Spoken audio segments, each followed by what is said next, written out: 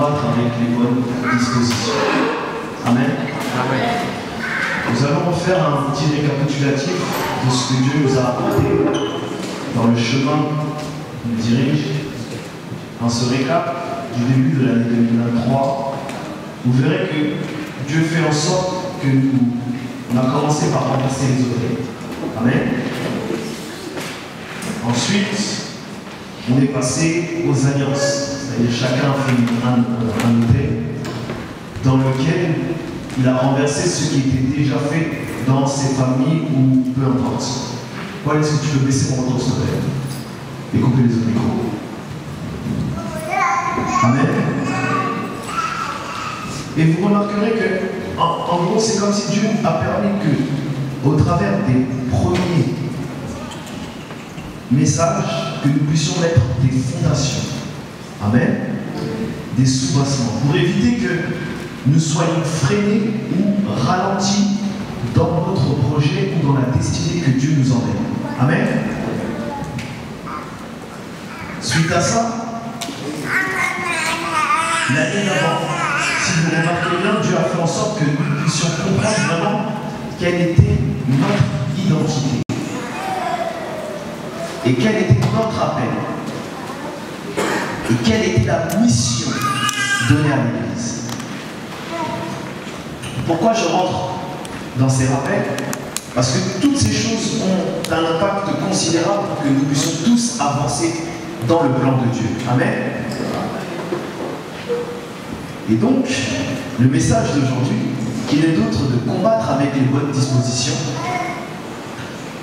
nous aurons comme verset 1 Timothée au chapitre 6, du verset 11 à 12. Amen. Amen. Et dans le Seigneur, pour toi, homme de Dieu, fuis ces choses et recherche la justice, la piété, la foi, la charité, la patience, la douceur. Amen. La suite, verset 12. Combat le bon combat de la foi. Saisis la vie éternelle à laquelle tu as été appelé et pour laquelle tu as fait une belle confession en présence d'un bon nombre de témoins. Amen. Amen. Ça, c'est notre verset de référence pour aujourd'hui. Pour toi, homme de Dieu, je m'arrête là. Toute personne qui est ici, s'il a suivi le processus et le process dans lequel Dieu nous a emmenés, a compris qu'il a fait de nous un royaume de sacrificateurs. Amen. Toute personne a compris que nous sommes tous appelés à aller faire de toutes les nations des...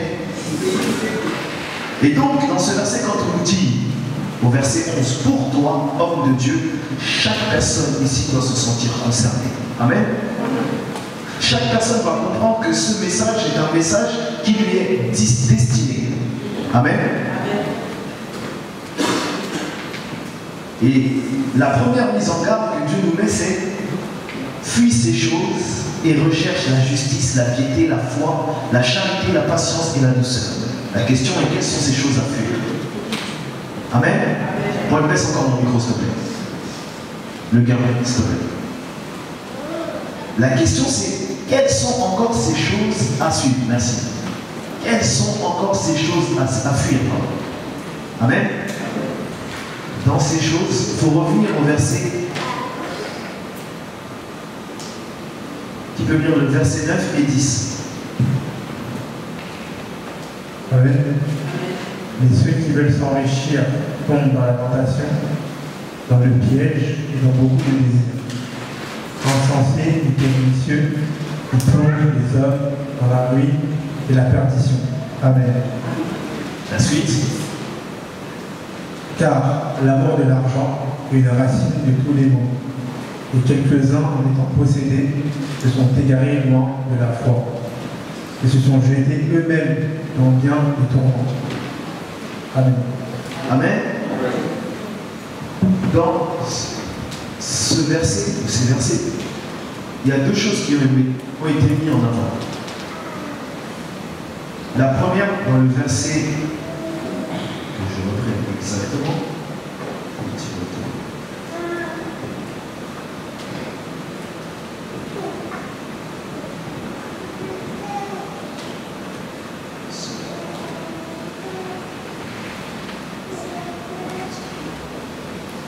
Donc, quant à toi, homme de Dieu, fuis ces choses. Quant à ceux qui veulent s'enrichir, ils tombent dans la tentation, dans un piège et dans une foule de désirs stupides et nuisibles. On a vu ici insensés et pernicieux. Dieu veut nous faire comprendre que cette année, que personne ne vous ment pas. Dans cette église, moi je dis, si vous ne savez pas, cette année, c'est l'année de la gloire. Amen. Maintenant, ceux qui vont saisir, gloire à Dieu. Ceux qui ne vont pas se saisir, gloire à Dieu. Ça, c'est une chose. Je vous le dis, si vous ne savez pas, cette année, c'est l'année de la gloire. Mais avant ça, Dieu nous prépare. Et il nous fait comprendre que, malgré que vous allez rentrer dans ma gloire, parce que ce n'est pas notre gloire, amen, c'est sa gloire. Pour que nous puissions aller faire des nations des disciples, pour que nous soyons les ambassadeurs qui vont apporter l'évangile avec puissance, impact. Amen. Il nous fait prendre garde pour nous dire attention. Et dans cette prise de prévention, si je puis dire, Dieu nous fait comprendre deux points importants. La première des choses, c'est l'amour de l'argent.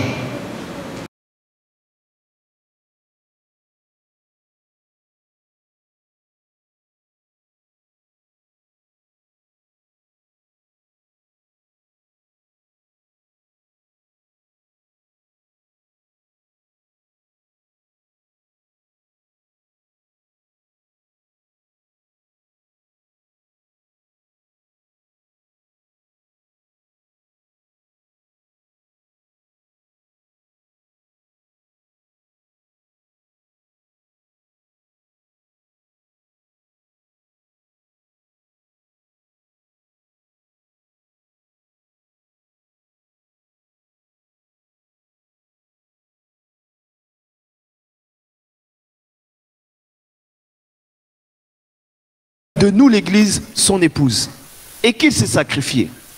Lorsque Dieu veut nous dire que, entre guillemets, de ne pas avoir l'amour de l'argent, c'est de nous faire comprendre que quand on a l'argent, il ne faut pas avoir le comportement de tout sacrifier pour cette chose. Amen. Pourquoi? Premièrement, l'argent, l'or et l'argent appartiennent à Dieu. L'or et l'argent appartiennent à Dieu. C'est un outil. Amen.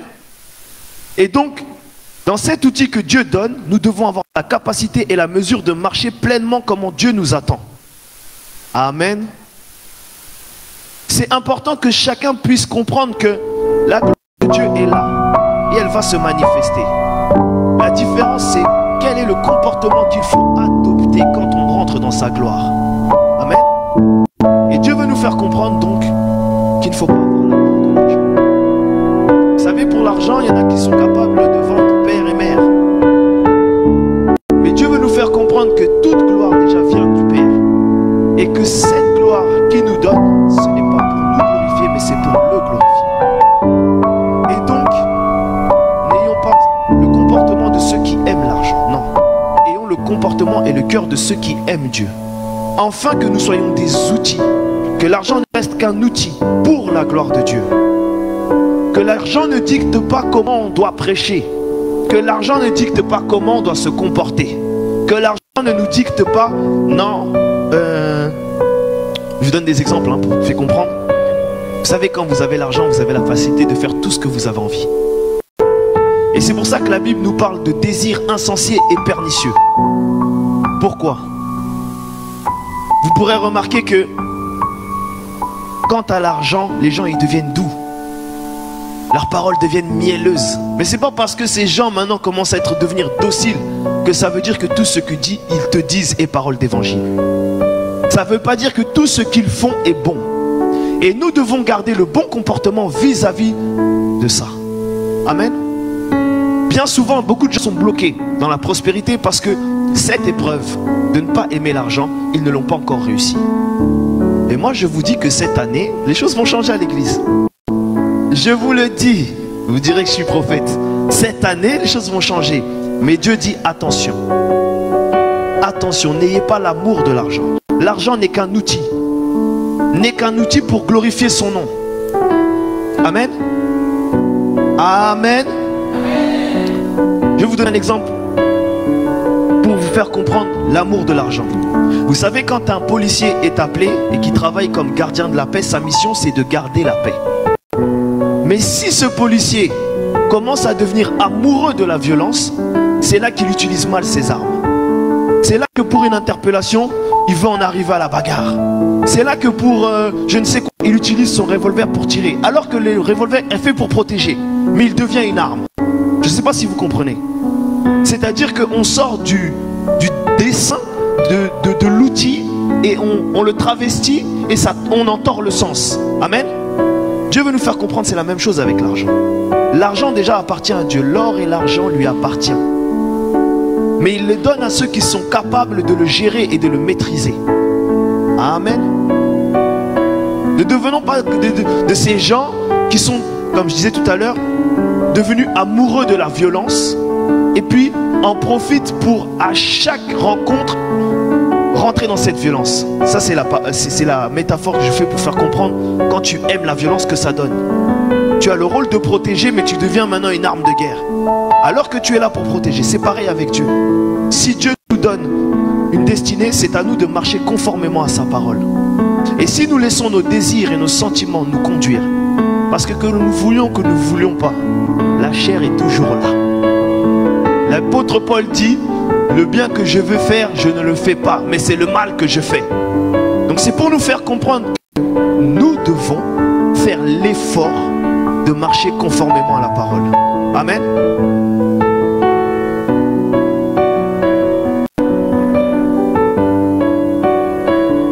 J'avais même mis des exemples. Vous savez, quand il y a l'argent, vous verrez que pour certains, c'est normal d'avoir 2 femmes. Non. Quand tu es enfant de Dieu, tu marches en conformité avec la parole de Dieu. Si tu as l'argent et que tu penses que c'est fait pour avoir 2 femmes alors que c'était pour subvenir aux besoins de ta famille élargie, tu passes à côté. Amen. Vous savez, toute personne dans une famille a un rôle. Lorsque Joseph est élevé, c'est pour qu'après, lorsque vient le moment de trouble, il soit celui qui peut prendre soin d'Israël. Amen. Mais Joseph, quand il est devenu Sophnath Panéas, c'est pas pour avoir 3 femmes, 15 chameaux, qu'on le porte sur un truc et qu'on lui fasse de l'air toute la journée et qu'il commence à donner des ordres. Amen. C'est ça que Dieu veut nous faire comprendre. Entrer dans sa gloire, c'est toujours pour manifester les choses de Dieu. Et donc, prenons attention à ne pas nous laisser influencer, conduire par nos désirs insensés, désirs pernicieux. La Bible dit pernicieux, pernicieux ça veut dire tu rentres dans l'exagération des choses. Si tu vas au maximum de la bêtise, si je puis dire. Et si la Bible le met, c'est parce que quand tu as l'argent, tu as les moyens de faire des bêtises comme pas possible. Vous savez, j'avais un collègue qui me disait au travail, moi le jour où je gagne 1 million, je m'achète une Ferrari, je viens au caleçon au travail, ils vont tous voir. Vous voyez, ça c'est ce qu'on appelle un désir pernicieux. Parce que maintenant tu commences à faire des choses qui sont contre nature, hors norme. Mais comme tu as l'argent, personne ne peut t'arrêter si ce n'est Dieu. Amen. Dieu nous dit de prendre garde à ces choses. Amen. Ce n'est pas parce que tu peux que tu dois. Amen. Je reviens donc sur notre verset de départ. 1 Timothée, au chapitre 6 du verset 11 à 12. Donc Dieu nous demande de fuir ces choses. Amen. Et il nous demande de rechercher la justice. La justice, vous la connaissez. C'est de suivre la parole de Dieu et d'être juste vis-à-vis des hommes. Amen. Il faut que dans cette quête de pouvoir être des ambassadeurs parfaits du royaume des cieux, nous puissions, même quand on a le pouvoir, rester justes. Amen. Et dans cet état de justice, qui n'est d'autre donné que par Jésus-Christ, la Bible dit que la justice nous a été imputée. Ça veut dire que ce n'est pas parce qu'on a fait des choses, mais c'est parce qu'on a cru qu'on est sauvé. Et dans cette même justice, on a des devoirs à faire. On a un comportement à adopter. Amen. On a un devoir. Et c'est pour ça que le verset commence par homme de Dieu. Amen. C'est un rappel pour vous dire que si vous rentrez dans cette dimension, c'est de base parce que vous êtes des hommes et des femmes de Dieu. Amen. C'est cette connotation qui fait de vous ce que vous êtes dans cette dimension et pas autre chose. Amen. Amen. Dieu nous dit de rechercher la justice, de rechercher la piété. J'ai regardé la piété, parce que c'est un mot fort. Amen. La piété, c'est le sentiment d'attachement fervent à reconnaître, à accomplir nos devoirs, nos pratiques et nos rites spirituels. Amen. C'est ça la piété. Ça veut dire que quand tu as l'argent, c'est pas le moment où tu dis bon, j'ai tout. Ah, ça devient dur de prier. Hein. Ah, aller à l'église.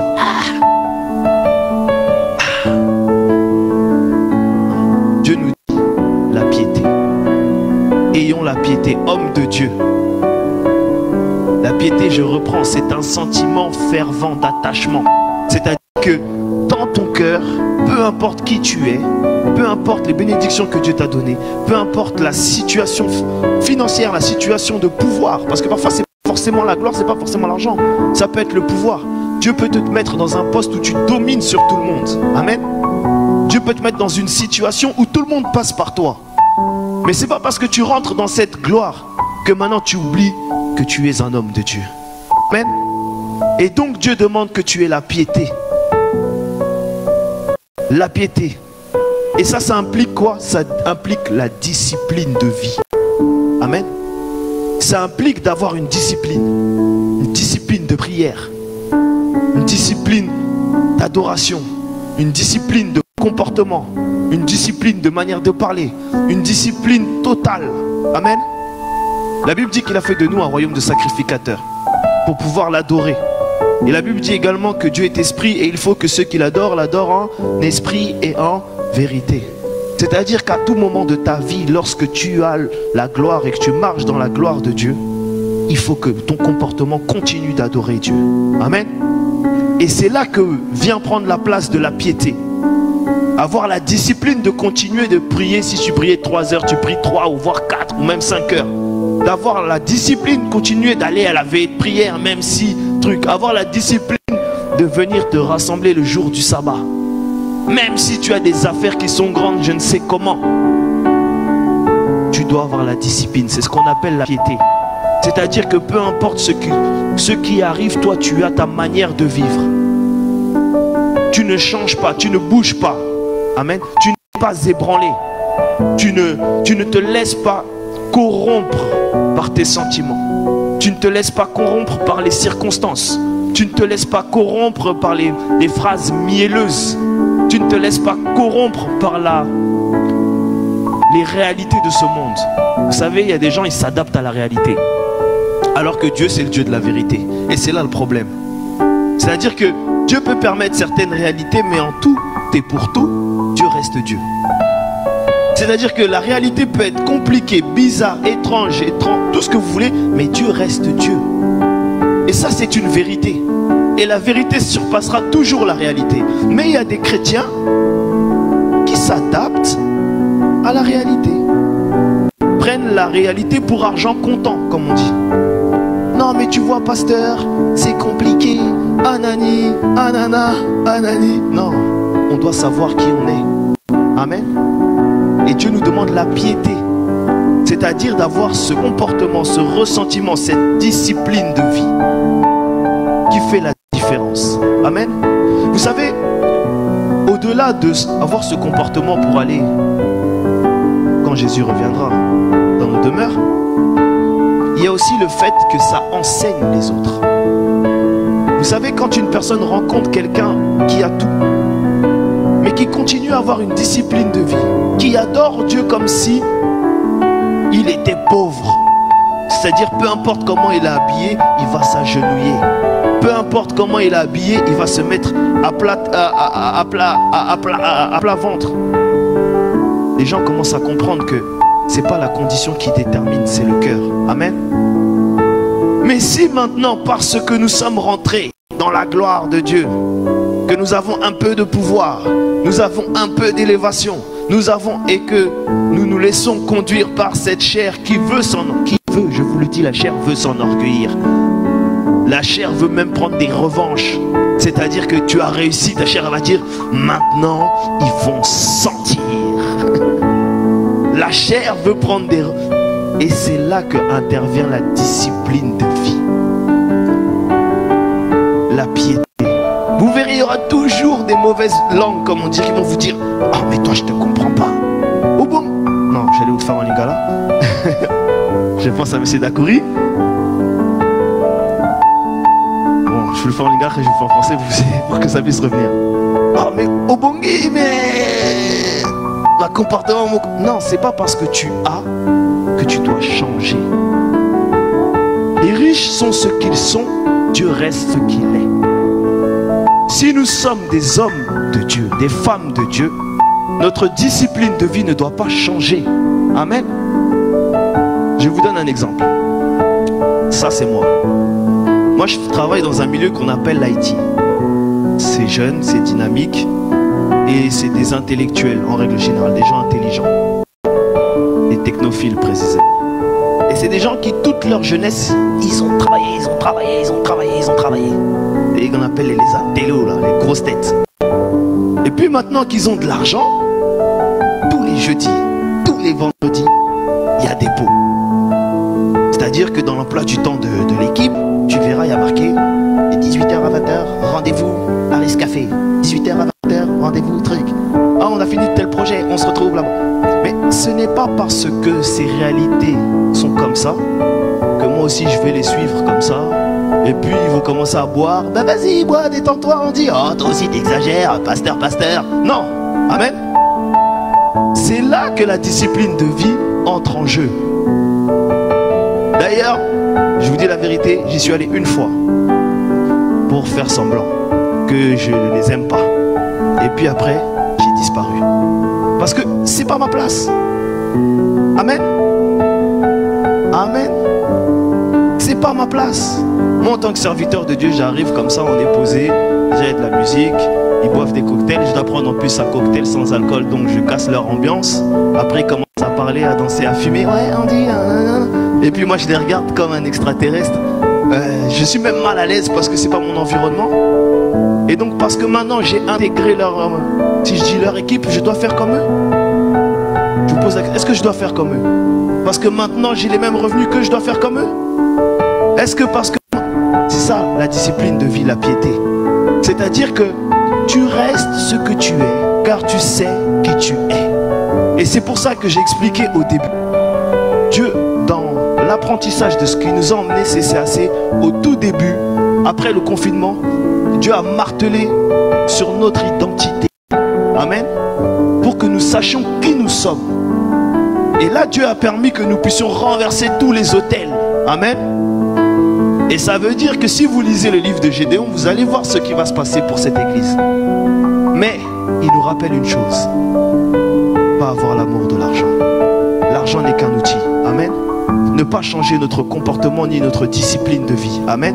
De garder notre piété et de garder notre justice. Amen. Amen. Troisième point, la foi. Un homme de Dieu que vous êtes tous et toutes. Quand il arrive quelque part, ce n'est pas parce qu'il marche à que toi aussi tu marches à. Non. Amen. Tu dois avoir la foi. Et généralement, quand on arrive dans ces sphères, dans ces lieux, dans ces nouveaux milieux, dans ces domaines, vous verrez que vous n'arrivez pas avec un chemin normal pour la plupart. Vous arrivez par la grâce de Dieu. Parce que si Dieu vous avait fait laisser rentrer comme tout le monde, vous agirez aussi comme tout le monde. C'est déjà pour te fortifier, te faire comprendre que si tu es là, c'est parce que tu as vocation de... Tu es ma gloire. Amen.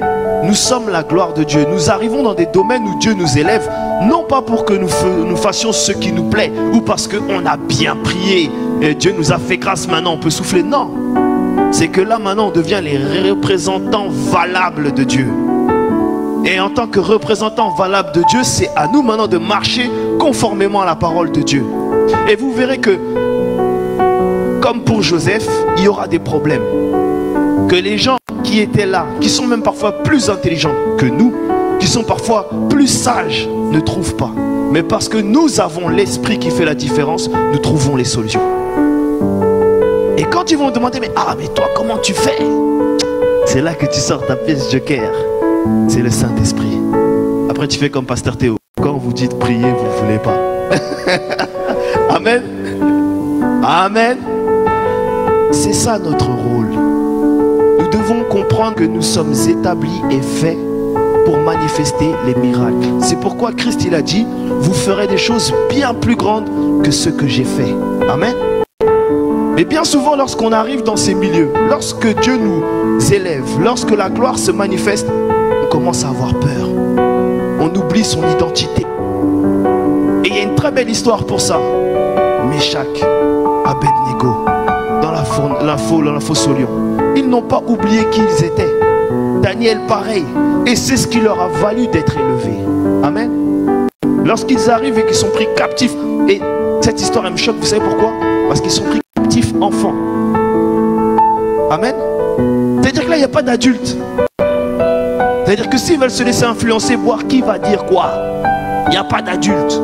Mais non.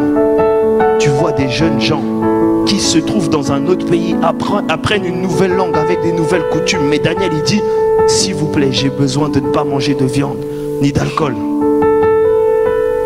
Limite on lui reproche. Il dit non, s'il te plaît, laisse-moi essayer. Si tu vois que dans une semaine ça ne va pas, bon Allah à la rigueur. Et puis Dieu fait grâce que même c'est lui qui se porte mieux que tout le monde. Amen. La discipline, la piété. Amen. Ce n'est pas parce qu'il est arrivé dans la maison de Nebuchadnezzar, du roi, de l'empereur, c'est même pas un roi, c'est un empereur, qu'il a changé sa manière de vivre. Amen. C'est ce que Dieu attend de nous. Amen. Amen. Et donc je reviens sur la foi. Il faut qu'en tout instant, en toute circonstance, face à n'importe quelle situation, que la foi soit là. Amen. Nous devons comprendre que s'il y a un problème, mon Dieu est là, il va agir. Ne pas agir conformément à ce que le monde attend de nous, mais agir comme Dieu attend ce que nous devons faire. Amen. C'est ça la foi. Quand on dit la ferme assurance des choses qu'on ne voit pas, mais une démonstration. C'est-à-dire que quand tu arrives même, il y a un problème, tu commences à prier. Seigneur, Saint-Esprit, agis. Saint-Esprit, donne-moi la sagesse et l'intelligence de pouvoir régler ce problème. Saint-Esprit, je m'abandonne à toi. Non, il y en a, ils sont arrivés, certains chrétiens, ils arrivent là-haut, maintenant aussi ils veulent trouver des solutions logiques comme les autres. Mais si c'est pour ça, Dieu n'a pas besoin de toi. Il y a déjà des têtes bien fournies. Amen. Amen. Mais si Dieu nous permet, et vous remarquerez que dans tous les cas, lorsque Dieu t'élève, il t'emmène quelque part où de base, c'était pas fait pour toi. Parce qu'il veut que quand tu arrives là-bas, tu saches que ce n'est ni par ma force, ni par ma puissance, mais par son esprit. Amen. Mais il y en a, malgré qu'ils soient arrivés par l'esprit de Dieu, ils oublient. Ils veulent faire comme les autres. Pause café, tu casses café. Les autres commencent à fumer.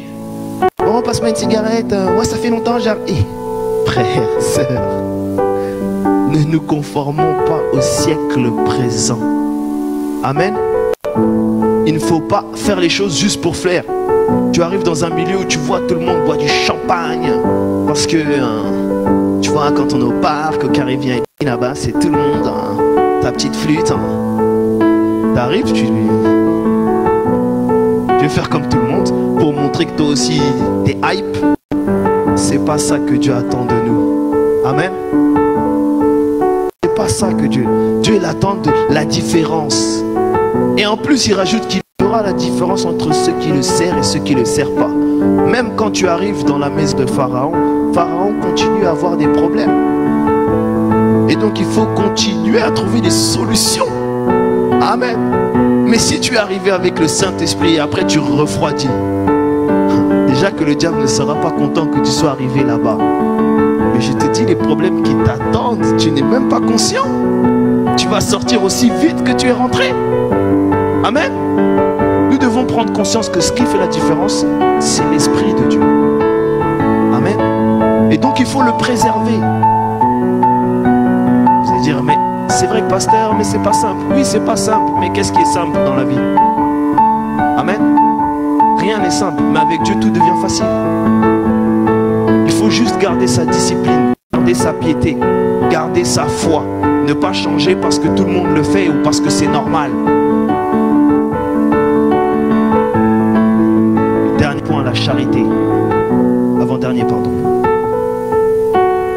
Quand Dieu donne, quand Dieu bénit, quand Dieu ouvre, c'est pour que toi, tu sois capable de donner aux autres.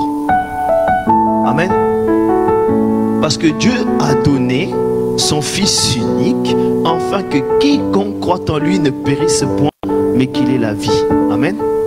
Il n'a pas demandé à ce que nos parents se comportent bien pour que nous puissions espérer recevoir Jésus-Christ. Non. Toute personne, tous ceux qui ont cru, il leur donne le pouvoir de devenir enfants de Dieu. Et ça ne leur est pas donné parce qu'ils... non, juste parce que Dieu l'a voulu. Amen. Et donc maintenant que nous avons reçu ces trésors, cette grâce, cette faveur, cette bonté, nous maintenant nous commençons à choisir qui on doit bénir. Il y a un problème. Amen. L'Église doit être la première personne caritative, si je puis dire, dans ce monde. Amen. L'Église doit être la première personne qui donne, qui aide, qui prend soin des gens, c'est l'Église, ça c'est le rôle de l'Église, le cœur. Amen. Si tu vois que dans ta vie, tu n'es pas capable d'aimer les autres, que tu n'es pas capable d'aider, je ne parle même pas d'argent, je parle d'aider, prendre du temps parfois juste pour écouter une personne qui a des problèmes, prendre du temps parce que tu sais que ce collègue, comment dire, sa situation est compliquée. Bon, je vais faire à manger pour deux, on va partager. Ça nous coûte quoi? C'est ça la charité. Penser aux autres, prendre soin des autres, faire aux autres ce qu'on aimerait qu'on nous fasse. Mais il y en a quand ils arrivent, que la gloire ça me manifeste. Ah, moi j'ai travaillé dur, hein. C'est ça, vous ne voulez pas travailler, vous faites rien. Voilà, encore les Africains, vous c'est toujours comme ça. Maintenant que j'ai réussi, tout le monde, et les Congolais rajouteront, parce que mais là, donc c'est là, Jésus. Pour M. Dakouri. Donc, certains diront, faut travailler aussi, c'est pas normal. Vous croyez que je suis Dieu? Moi, je suis pas Dieu, moi j'ai travaillé. Non, amen. Bien que la personne ait travaillé, tout est grâce. Les dons les meilleurs, c'est Dieu qui les donne. Les portes qui s'ouvrent, c'est Dieu qui les ouvre. Maintenant que tu es là-bas, faut manifester la charité. Amen. Je vous invite vraiment à réfléchir à ce mois-ci qui j'ai aidé. Ce mois-ci, qu'est-ce que j'ai fait pour les sans-abri? Ce mois-ci, qu'est-ce que j'ai fait pour ceux qui étaient dans le besoin? Ce mois-ci, c'est ça l'ADN du chrétien. Amen. C'est la charité, c'est l'amour, prendre soin des autres. Je ne parle pas d'argent, je n'ai pas dit qu'il fallait mettre tout son... Non, il dit prendre soin. Prendre soin. Comme si c'était toi dans le besoin. Comme si c'était toi dans le manque. Comme si c'était toi qui avais besoin qu'on t'écoute parce que tu es seul, tu n'as pas de famille. Et il y a des fois, il faut que tu compresses. Donc tu te poses et tu attends, tu écoutes la personne. Même si elle tergiverse, elle dit des folies, elle va dans tous les sens. À la fin, tu dis, tu sais, il est écrit dans la parole de Dieu. Amen. C'est ça l'amour, la charité. Donner à ceux qui n'ont pas. Penser à ceux qui n'ont pas. Et vous verrez que même parfois les gens qui n'ont pas, ils sont même gênés de recevoir. Pourquoi? Ce n'est pas normal. Mais tellement on est devenu dans un monde où on ne veut pas déranger les autres. Quand tu fais la charité, la personne même est choquée. Comment ça? Non, mais tu vas donner à une personne, tu vois qu'il n'a pas, il va te dire non, mais te dérange pas. Tellement que dans la mentalité maintenant c'est devenu chacun pour soi et Dieu pour tous. Amen.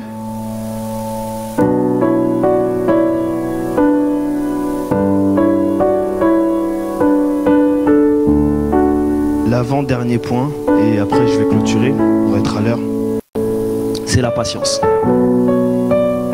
La patience. Nous devons faire preuve de patience. Amen. Nous devons faire preuve de patience. Je ne vais pas ajouter, rentrer dans les détails, mais nous devons faire preuve de patience. Dans Lamentation au chapitre 3 au verset 26, on nous dit qu'il faut savoir attendre avec silence. Il y a des gens, quand ils passent des épreuves, il faut que toute la terre entière soit au courant que ça va pas.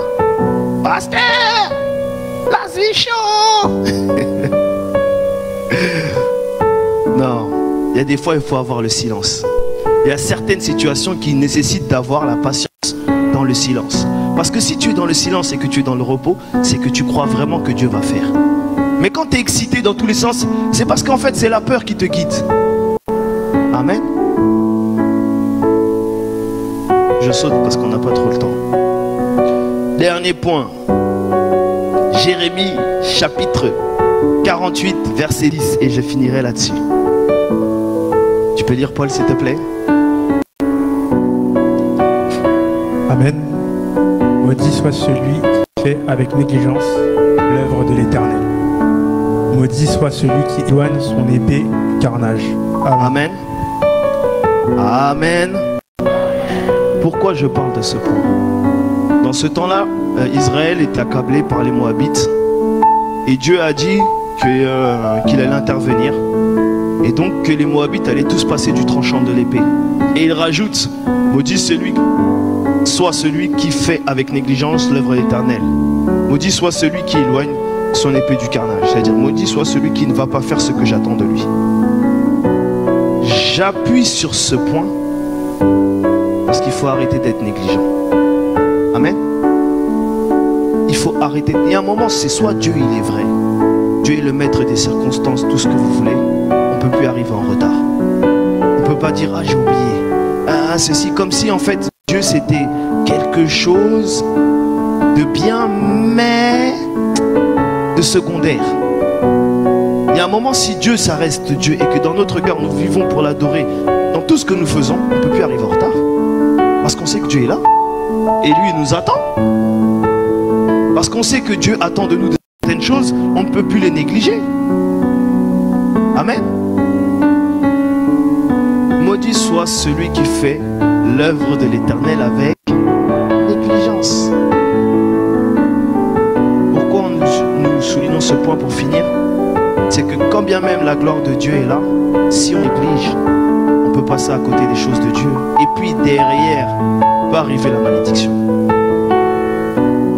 Vendredi, le prophète Élie nous a prêché, nous a fait comprendre la négligence de David. Amen. Et comment le peuple d'Israël a fui parce que Ussa, exactement, a voulu sauver l'arche de l'Alliance alors qu'il n'était pas habilité à le faire. Parti d'une bonne intention, mais il est mort. Négligence totale. Comment David n'a pas pu, dans son protocole, faire en sorte qu'il y ait autour des bœufs des Lévites pour qu'au cas où s'il y a un problème, les Lévites puissent intervenir. Négligence. Amen. Amen. Et quand il voit ça, il dit, oh c'est chaud, l'arche de l'Alliance, ça n'a pas... Bon, je l'emmène pas chez moi, mettez-la, parce que... Et puis Dieu fait en sorte de bénir la maison d'Édom pour montrer que celui qui a la présence de Dieu est prospère. David fait quoi? Ramenez, vite, ramenez-moi l'arche de l'Alliance. Amen. La négligence. La négligence peut nous faire passer à côté de beaucoup de choses. Si tu comprends ça, tu peux comprendre aussi que si tu négliges, le Saint-Esprit aussi peut disparaître. Il peut disparaître. Et après tu vas commencer à le chercher partout. Mais Seigneur, mais je ne comprends pas, et pourtant j'ai rien fait de mal. Tu as négligé certaines choses. Tu n'as pas pris au sérieux. Que Dieu vous bénisse.